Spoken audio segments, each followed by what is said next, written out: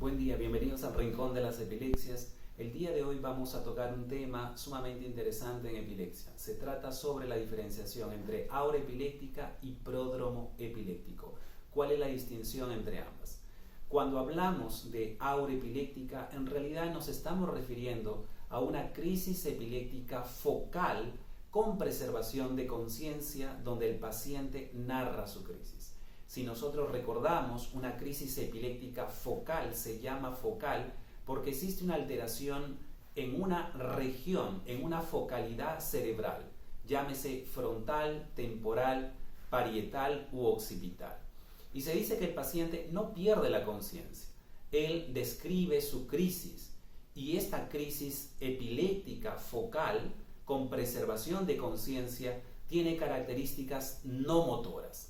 Es decir, el paciente no presenta movimientos de contracción, de extensión o inflexión o de sacudida repetitiva, sino que más bien tiene un componente no motor relacionado con los órganos de los sentidos o con manifestaciones vegetativas o con alteraciones cognitivas o emocionales. Estas son las auras epilépticas.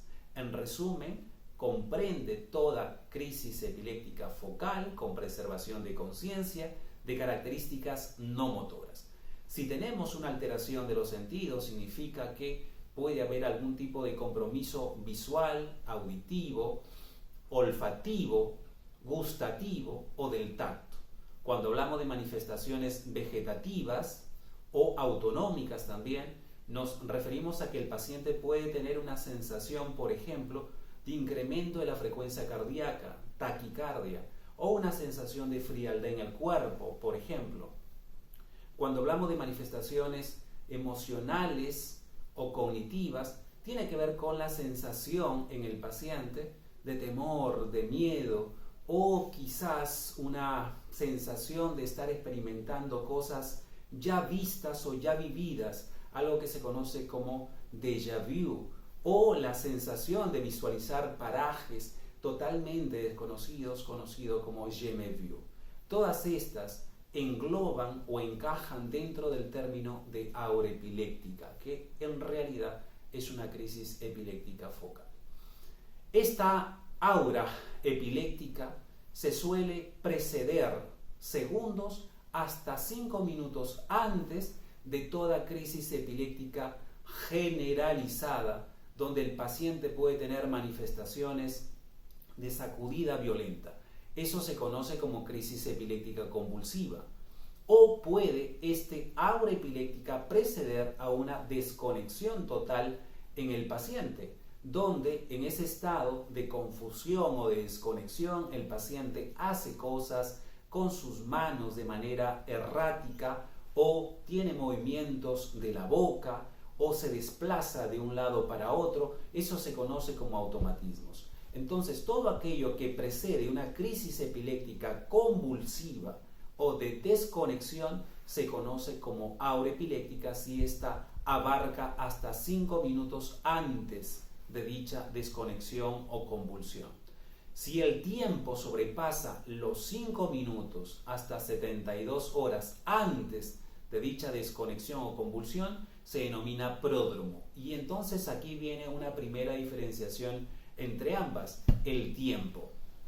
Hasta 5 minutos antes, aura epiléptica. Si sobrepasa los 5 minutos hasta 72 horas antes, se denomina pródromo epiléptico. Otra diferenciación entre ambas es que la crisis epiléptica, el aura epiléptico, esto tiene claramente, digamos, una connotación positiva. Los fenómenos son positivos, donde la persona suele experimentar visualización de luces, ruidos, olores, muchas veces desagradables, un temor muy intenso, palpitaciones que aquietan a la persona con epilepsia, mientras que el pródromo epiléptico tiene que ver más bien con comportamientos, conductas con manifestaciones negativas. Es decir, el paciente, por ejemplo, experimenta una sensación de alteración del ánimo, donde se torna más triste, quizás más irritable, más ansioso,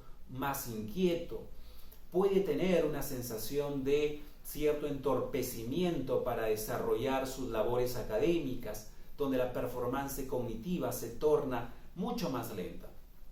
Es importante mencionar que en el pródromo epiléptico el paciente puede no ser consciente de este cambio comportamental y más bien esto es reconocido por el familiar, por los amigos, por los testigos.